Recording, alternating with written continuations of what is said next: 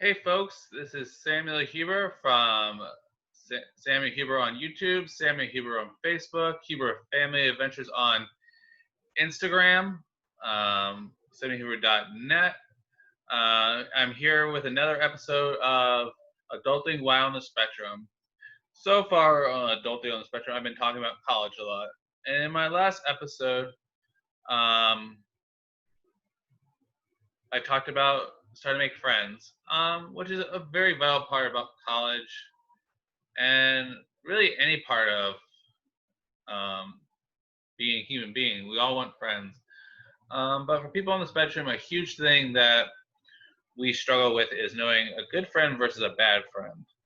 And often we, as kids, check with our parents and they tell us, who's good, who's bad. We often refer to their judgment. But at college, this is really up to you to decide. Some of you may be living home, and some of you still may be able to ask your parents. But in order to form real adult friendships, real relationships with people, you have to learn to trust your own gut. If someone's being a good or bad friend, where do we start with that? The place to start with telling if someone's a good or bad friend is, do you have shared interests together?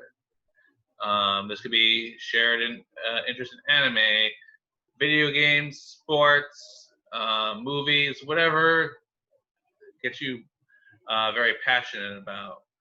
Um, but then there are other friends out there that you're going to meet in college, especially that are looking to get something from you. This could be money. This could be beer. This could be doing their homework assignments for them, or it could be, or they act like they need help, but you end up doing most of the work. Um, but then when you ask for help, they're nowhere to be found. Um, this is where you have to really evaluate: is this person using me for my video game system? Are they using me for my money? Are they using me for this? But if they are a good friend, here's how you can tell they're being a good friend: they are taking time to listen to you, that they want to share in the experience with you, um, that they're not asking you for money all the time. There's nothing wrong with lending a friend some money, but when you do lend them money, do they pay you back? And if they um, don't lend them money again. My advice: leave money out of friendships. It can often complicate things.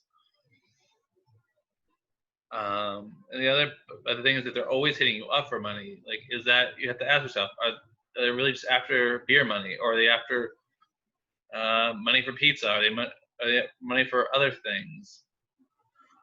This is something I often struggled with in college because, for example, I turned 21 before a lot of my friends did in college, and a lot of people were trying to hit me up for beer, and I didn't know how to react to that, and that's all they would talk about is beer, beer, beer, beer, beer.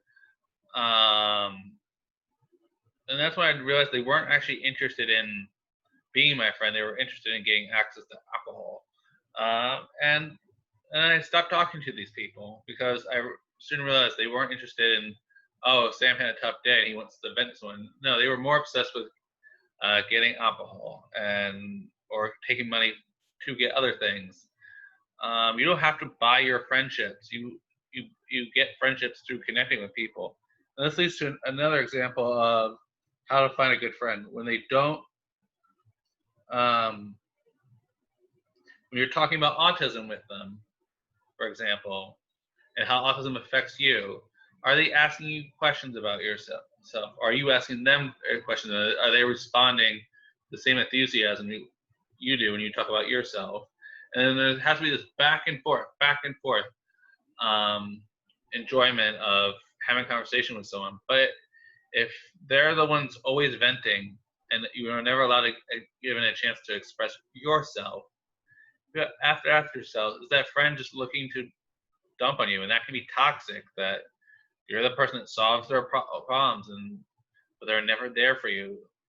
The key thing I'm trying to say here, guys, is let a good adult friendship is something that goes back and forth, back and forth. You help them, they help you. You help them, they help you. But if it's always one-sided, you have to ask yourself, is that friendship healthy? And it's not saying you can't fix a friendship, but the important thing here about fixing a friendship is you have to be able to advocate for what your wants and needs. I need to be able to vent. I need your empathy. I need use I want statements or I want statements to indicate what you're feeling or what you need in that friendship. And if someone's not able to meet them, have a discussion about why. But if it's just something completely beyond your capacity to give or receive, you gotta indicate that. That's how friendships go. And the other huge thing that I said earlier is about sharing experiences. Are these people looking to just hang out? Are they looking to have fun with you? Are you also having fun being around this person? If this person makes you feel small, if this person makes you feel weak, I would say take the time to examine that. Why are they making you feel small? Are they making your feelings, minimalizing them because they can't see why this is so important to you? And that's the other huge thing for you as well. Even if you can't see why your friend is why this is important to your friend, at least show that you can respect that this is important to them, and this or something is hard for them, and then see if they do the same for you. It's about this constant give and take, give and take. That's the bottom line, folks. That friendship is about being there for each other. It's not about what video games they have. It's not about how much money they have. It's not about what clothes they wear. It's not about what's in trend right now. It's about forming that deeper bond through experiences. And the best way to form a good friendship or bad friendship, it has to be about a good friendship is about the experience, not what you get out of it. A bad friendship is when you are just focusing on what you're getting out of it. Because experiences are all we have in the end. That these trends, this money, this beer, like all that comes and goes, but these experiences are what stay with you. And when you're trying to decide, is this a person a good friend? Ask, are your experiences with them make you feel good? Do they make you feel accepted? Do they make you feel loved? Do they make you feel like they enjoy being around you? And most importantly, you go sharing a lot of laughs. Do they accept you for who you are and what's important to you? And are you able to accept the same things in them? That's the other thing, is it's not all about you in a friendship. It's also about the other person. And that's the bottom line, folks, that relationships about give and take, and trial and error and communicating. Even if a friend makes a mistake, that doesn't mean the friendship has to end. It just means you have to have a conversation. But if same mistakes keep coming and neither of you are willing to change, maybe that friendship isn't worth pursuing. But if you are willing to work through things together and change to make the friendship better, that's a friendship worth taking. So I hope my advice is good to you. Oh, before I go, the other huge thing is contacting the person. The other huge thing that I experienced, and I've seen a lot with Ask Me people, is we often struggle with the how long we wait before we text someone after you say, "Hi, Jennifer," and then an hour goes by, she still hasn't responded. You start texting. Why the hell haven't you texted me back?